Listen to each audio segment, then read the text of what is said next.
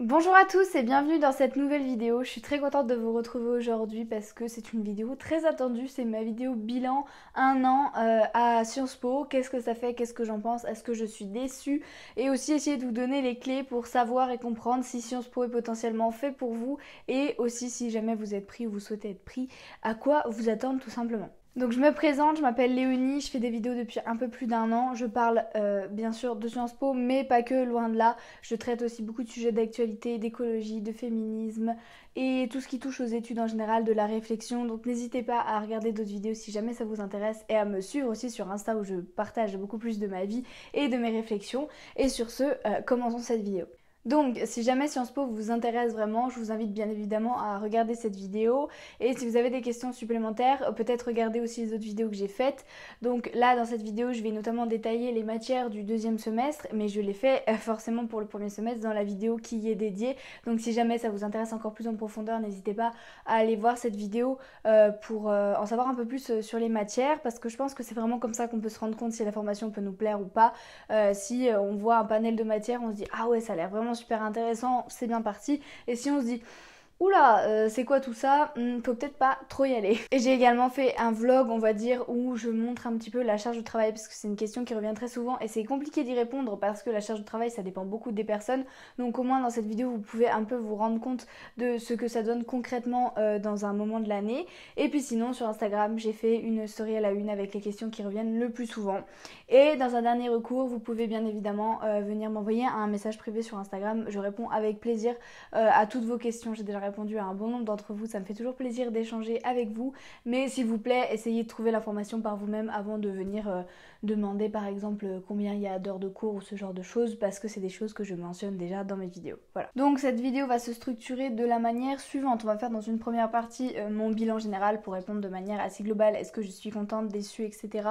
de ma première année. Ensuite, comme dans la première vidéo, je vais un petit peu détailler les matières que j'ai suivies ce semestre et donner un petit peu mon avis. Est-ce que ça m'a plu ou pas? Ensuite, Sciences Po, c'est fait pour qui? À mon avis, quel type de profil correspond le mieux et s'épanouit le plus à Sciences Po? Ensuite, on verra la vie à Grenoble, parce que c'est souvent une question aussi qui revient, parce qu'il y a beaucoup de stéréotypes peut-être et de préjugés. Ensuite, on parlera un peu de l'admission, je donnerai quelques conseils mais assez brièvement. Et enfin, je vous parlerai un petit peu de mon année à l'étranger l'année prochaine à Bologne. Voilà, j'ai trop hâte. Alors, mon bilan général de cette première année à Sciences Po, si vous avez déjà vu ma vidéo sur le premier semestre, vous savez que elle n'a pas vraiment changé. Je suis toujours aussi satisfaite de l'enseignement que j'ai reçu. Je trouve, comme je vous l'avais dit, qu'il y a une cohérence en fait parmi toutes les matières qu'on suit et que ça me mène là où j'ai envie d'aller. C'est-à-dire qu'on étudie vraiment beaucoup de choses. Vous allez le voir quand je vais citer les matières. Il y a de l'histoire, de la sociologie, de l'économie, des langues, pas mal de choses. Et j'aime vraiment cette idée un petit peu de culture générale qu'on commence à connaître. Cette année, on a beaucoup creusé sur tout ce qui était les institutions françaises de la Ve République, ce genre de choses qui sont très intéressantes, commencer à connaître le droit, connaître des bases aussi de la sociologie pour mieux connaître le monde social, l'histoire de la France aussi, du début de ces républiques, pourquoi ça a été si compliqué. Ça permet aussi de relativiser aujourd'hui notre histoire. Enfin, je trouve que tout est vraiment bien structuré, et même s'il y a pas, ça tourne pas que autour des institutions, on est bien d'accord, on voit plein d'autres choses, on va aussi au niveau du monde, de l'Union européenne, il y a beaucoup de choses aussi là-dessus. Je trouve quand même que c'est super important pour des personnes qui font pas forcément de la politique, mais potentiellement de l'administratif, dans les collectivités territoriales ou même dans le monde de l'entreprise. Je trouve ça assez important d'avoir ce genre de base, et en tout cas, moi, c'est quelque chose qui m'a beaucoup plu.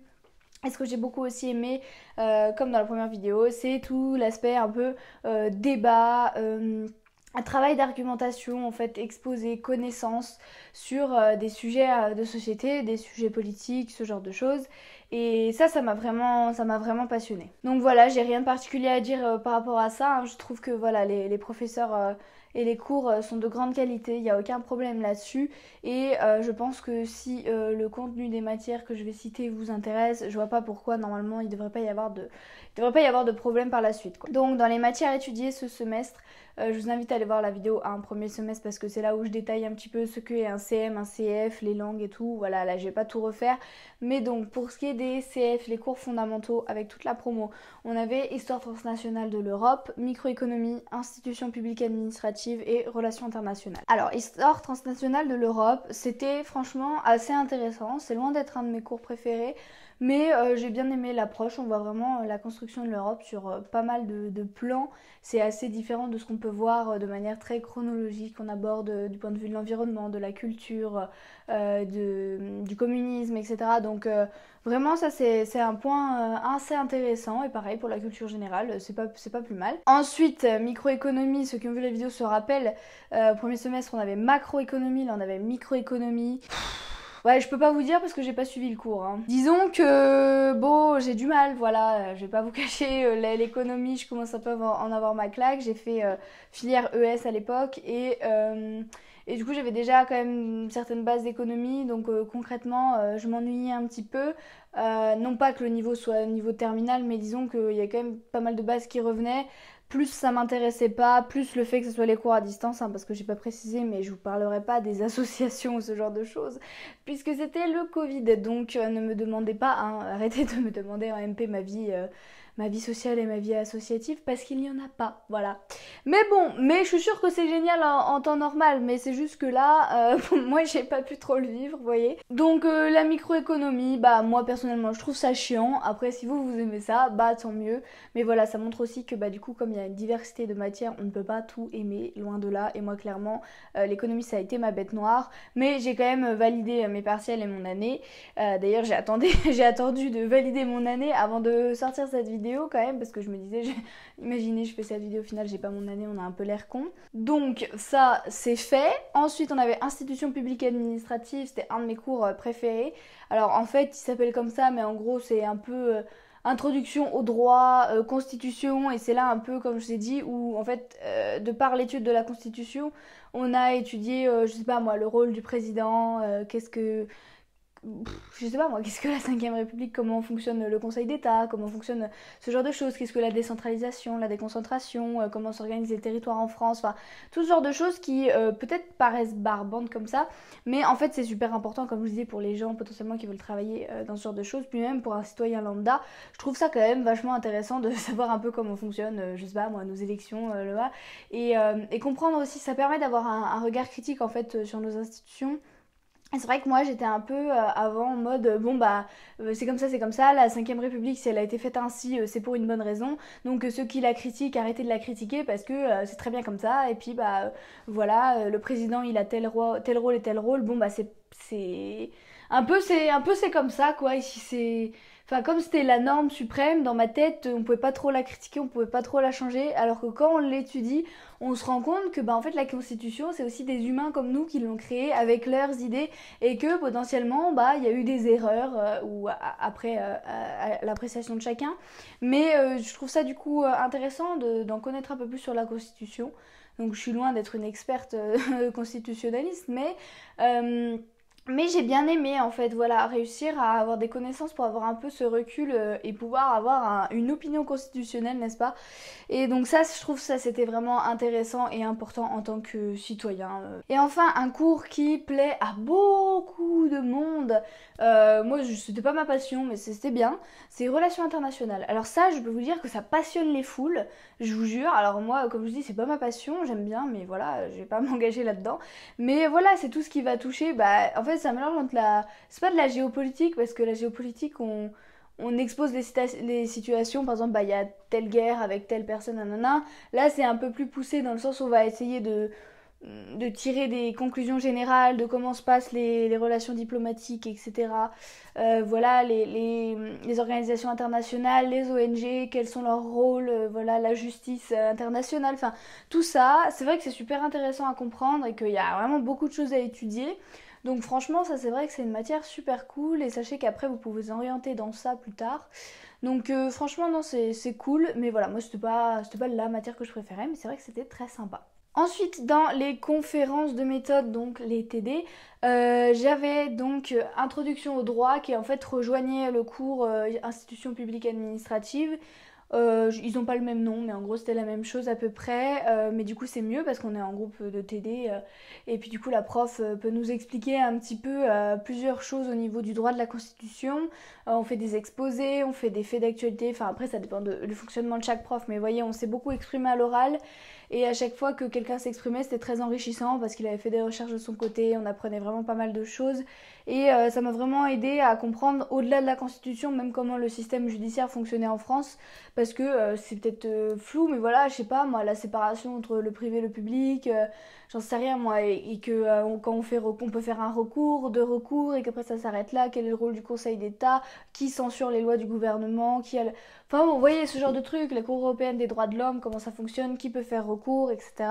C'est quand même des choses pareilles, je trouve, qui c'est un peu des choses de base, qui sont intéressantes potentiellement à connaître pour un citoyen aussi lambda, de savoir comment la justice fonctionne. Et donc clairement ça m'a donné envie de faire plus de droit, donc franchement je pense pas que c'est là-dedans que je vais me spécialiser pleinement, mais franchement ça a l'air intéressant. Donc faut savoir qu'à Sciences Po on fera jamais de pénal, mais on va faire du droit, voilà, du droit administratif, du droit européen et du droit constitutionnel. Donc ça reste quand même intéressant, mais c'est clair que ça sera pas du pénal. Et enfin en cours, donc bien sûr il y avait les cours de langue hein, que je j'ai pas précisé, mais voilà, c'est comme au premier semestre, j'ai pas changé de groupe ou quoi que ce soit. Il y avait les CS, les fameux cours spécialisés, là. Le cours sur les prisons. Je sais pas si j'avais déjà eu ma note, mais j'avais eu 6 sur 20 à mon essai en anglais, parce que je pense que j'avais pas trop compris la consigne, hein, voilà. Concrètement, les CS, c'est des cours que tout le monde peut prendre, plus ou moins, donc il y a autant des masters que des premières années, et en plus quand c'est en anglais, eh ben, c'est un peu difficile, donc concrètement, Léonie, la petite première année qui est arrivée avec son petit essai, c'était le premier qu'elle faisait, ben, elle s'est un peu pris une tollée, n'est-ce pas, la prison, mais voilà, bon, bah du coup, mais je regrette pas, hein, je m'en fous, parce qu'en soi, ça comptera pas, enfin, ça va pas me faire descendre ma moyenne, vous voyez, mais ça fait chier un petit peu quand même. Et donc pour en revenir à nos moutons, le CS que j'ai eu ce semestre qui était un des CS les plus réputés à Sciences Po, tout le monde me l'a conseillé, tout le monde m'a dit ah ce CS et tout.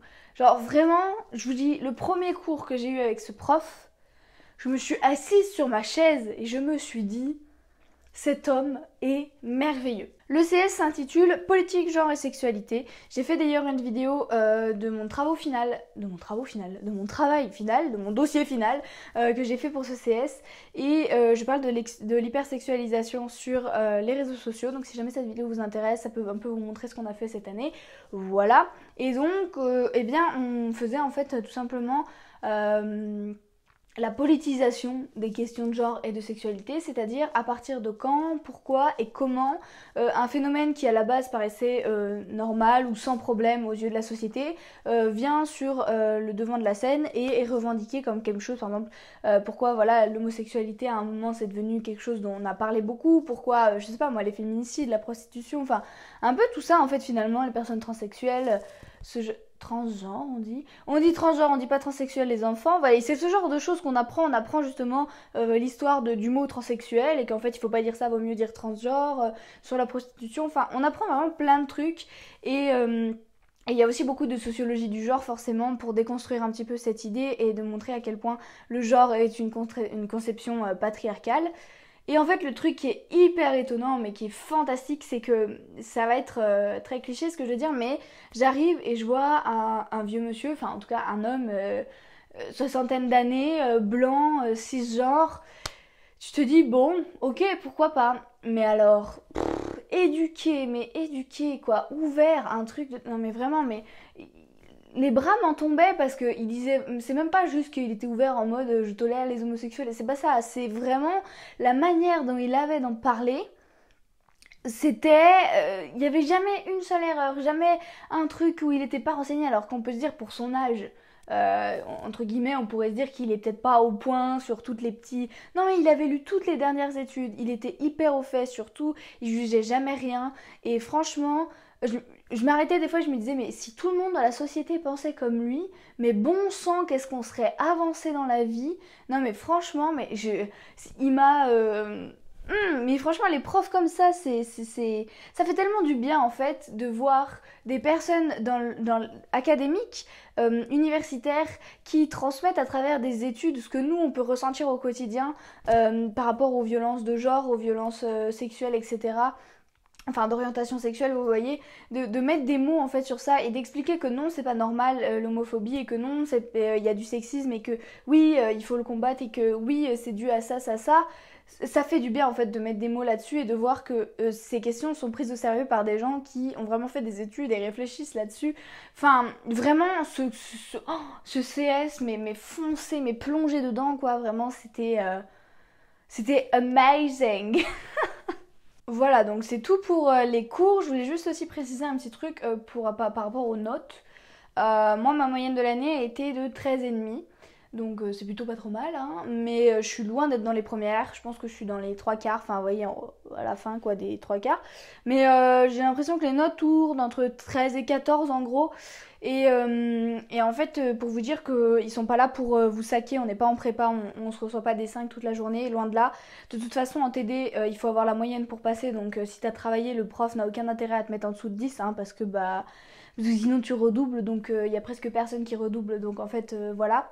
Si on travaille, il n'y a aucun souci, et pareil, les partiels, ça peut se compenser, si on est en dessous de 8, etc., on peut repasser, enfin, je pense que honnêtement, là-dessus, il n'y a pas trop de soucis à se faire aussi, ça c'est, je pense, un avantage quelque part, c'est parce que comme je vous dis, voilà, c'est pas une prépa, c'est pas aussi stressant, je trouve. Et je dirais aussi qu'il n'y a pas tant de compétition que ça. Enfin, moi en tout cas, je l'ai pas ressenti. Après, on s'est pas beaucoup fréquenté, on va se dire, mais voilà, j'ai fréquenté un peu ma classe de TD et au contraire, beaucoup d'entraide, beaucoup de soutien. Il n'y a pas de problème là-dessus parce que justement, il n'y a pas de, on n'a pas besoin de se marcher dessus en fait pour être meilleur dans le classement parce qu'en fait, on s'en fout. Le principal, c'est de valider son année et d'étudier les trucs qui nous plaisent. Donc concrètement, moi j'ai peut-être eu des notes bof bof en économie, j'ai eu 10 et 11 au partiel, mais je m'en fous en fait parce que l'essentiel c'est que j'ai eu 17 en droit et 15 en sociologie. Voilà, c'est parce que c'est les trucs qui me plaisent à moi, donc l'important c'est juste de valider et après tout le monde, les moutons seront bien gardés. Donc maintenant, je vais répondre à la question Sciences Po, c'est fait pour qui selon moi? Alors selon moi, comme je l'ai dit déjà, il faut un peu aimer, disons, les matières que j'ai citées dans mes vidéos, est-ce que ça vous parle, etc. Il faut aimer la pluridisciplinarité, c'est-à-dire que si vous voulez vraiment faire que de l'histoire, ça vaut peut-être pas le coup d'aller à Sciences Po, mais si vous voulez faire de l'histoire et des langues et que la sociologie ça vous intéresse un peu par exemple, peut-être que ça vaut plus le coup d'aller à Sciences Po parce qu'en fait ça va vous permettre de après peut-être même vous spécialiser dans le droit, devenir avocat sans problème, mais vous aurez un cursus plus général au début qui vous donnera plus de culture générale. Et sachez aussi que les pourcentages de réussite au concours, n'importe lesquels, sont plus élevés quand on a fait Sciences Po que quand on vient de la fac. Parce que, parce que j'en sais rien moi, mais c'est comme ça. Donc voilà, il faut aimer les questions politiques, mais c'est pas non plus le cliché, vous savez, en mode chaque élève est hyper politisé, chacun a son parti, puis ça se défend, Non, c'est différent quand on dit les questions politiques, c'est un peu, voilà, les enjeux sociétaux, comme je dis, les questions sur les institutions, est-ce que c'est normal que le président ait tel pouvoir, est-ce que on réfléchit un peu sur tous ces enjeux, la pauvreté, qu'est-ce que ça provoque chez les gens, enfin voilà, c'est un peu plus large que ça, et je trouve que c'est pas tant politisé que ça au final, quoi, c'est pas comme on l'entend, en tout cas pas comme on l'imagine souvent. Donc il faut aimer un petit peu tout ça, aimer débattre, aimer argumenter, aimer écouter les autres, échanger et puis aimer le challenge un petit peu de découvrir des nouvelles matières. Voilà, moi je fais du droit. Je connaissais pas le droit, au bout de 3 semaines j'ai dû faire une dissertation de droit, t'es en mode ok d'accord qu'est-ce que je fais? Ça t'apprend à y aller quoi tout simplement et au final tu te rends compte qu'il y a beaucoup de choses qui sont possibles donc ça c'est vraiment cool et puis aussi il faut quand même être un petit peu bosseur, voilà il faut pas se dire qu'on va y aller en mettant les mains dans les poches mais disons que c'est quand même plutôt enfin voilà encore une fois c'est pas la prépa donc c'est quand même un peu plus cool. Donc si tu aimes un peu tout cet esprit et que tu as envie, je sais pas moi, de faire du droit, de la politique, une carrière dans les administrations, devenir directeur dans le privé ou faire de la recherche, faire enseignant-chercheur, si tu as envie de... Qu'est-ce qu'on peut faire d'autre? On peut faire pas mal de choses, hein. Travailler dans la culture, travailler dans les organisations internationales, travailler à l'Europe, devenir attaché parlementaire, je ne sais pas, plein de choses. Eh bien, n'hésite pas à y réfléchir, à te renseigner. Et puis de toute façon, ça ne coûte rien, à part un clic sur Parcoursup. Enfin voilà. Donc, on va passer un petit peu à la vie à Grenoble. Grand sujet, la vie à Grenoble. Alors, les trucs sur Grenoble qu'on entend souvent, c'est que c'est beaucoup d'insécurité, ce genre de choses, etc. Alors peut-être que statistiquement il y a plus d'insécurité et j'en suis presque quasiment sûre, mais comme dans toutes les villes déjà, hein, je pense que tu marches dans la nuit à Lyon, à Paris ou à Grenoble, il y a quand même pas mal de chances d'avoir un pépin malheureusement. Ensuite ça dépend des quartiers forcément, hein, et puis je trouve que de manière générale, malgré le Covid, hein, c'est une ville qui est assez étudiante Et je me suis pas sentie plus en insécurité qu'ailleurs particulièrement. Si vous vous mettez dans les quartiers où il y a plus ou moins des étudiants vers le campus, etc., à mon avis, il y aura vraiment aucun souci. J'ai même une connaissance qui allait dans un quartier soi-disant qui craint, mais comme elle connaissait pas Grenoble, elle y allait. Et franchement, aucun souci toute l'année. Elle a adoré la vie dans son quartier, elle trouvait ça super animé, donc tant mieux pour elle et tout. Et franchement, non, je trouve que là-dessus, il n'y a pas trop de soucis à se faire. Franchement, j'ai envie de vous dire, c'est des coups de malchance des fois, on se fait emmerder, mais voilà. Par contre, prenez la selle de votre vélo quand vous partez, ça par contre, ça, parce que le vol de vélo, ça... Mais sinon, la vie à Grenoble, bah moi, voilà, je suis originaire de pas très loin de Grenoble, mais c'est vrai que j'y allais pas très souvent, mais j'ai beaucoup aimé la vie étudiante à Grenoble. Encore une fois, il y avait le Covid, donc en plus, j'ai pas pu tout explorer, mais je trouve que c'est une petite ville quand même. C'est-à-dire que vous la traversez à pied en 45 minutes, quoi. Il y a des transports dans tous les sens aussi, c'est super pratique. Il y a le tram, il y a plein de bus, le vélo, c'est tout plat. Donc vraiment, foncez avec le vélo, c'est top. Le campus, il est super beau. Sciences Po, il est tout à l'entrée du campus, tout refait et tout. C'est vraiment, vraiment très très beau. Et puis comme je vous dis, tout se fait très bien à vélo. C'est vraiment sympa. C'est une ville écolo aussi, c'est important de le souligner. Mais par exemple, vous pouvez faire un compost, ce genre de choses. Enfin, franchement, il y a des petits trucs comme ça qui sont prévus, des petits marchés locaux et tout. Donc c'est toujours des initiatives sympas. Et puis bah il y a beaucoup de bars, de trucs d'ambiance, d'étudiants. Il y a beaucoup d'étudiants à Grenoble. Donc franchement moi j'aime bien. Et puis surtout le paysage. Le paysage. Grenoble est dans le trou là. Et là autour il y a toutes les montagnes. Donc je sais que ceux qui ne sont pas habitués, des fois se disent oh là je me sens oppressée. Mais moi c'est quand je vais dans les lieux où il n'y a pas de montagnes les gars que j'ai peur. Je me dis mais elles sont où les montagnes?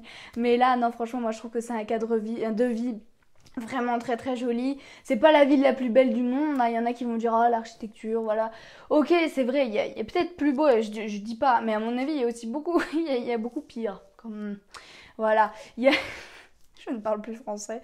Euh, donc non franchement moi voilà mon avis sur Grenoble franchement bah j'ai beaucoup aimé voilà après chacun aura son opinion mais en tout cas pour moi c'est plutôt un pouce en l'air. Ensuite je voulais vous parler des conseils pour l'admission alors parce que c'est souvent en fait des questions qu'on me pose donc prenez ce que je vais dire avec des pincettes parce que je n'admets personne, moi je ne suis pas en charge de l'admission et personne ne nous dit comment ils admettent les gens. Disons que tout ce que je vais vous dire là c'est un peu mes intuitions donc voilà ne prenez pas ça pour argent comptant non plus.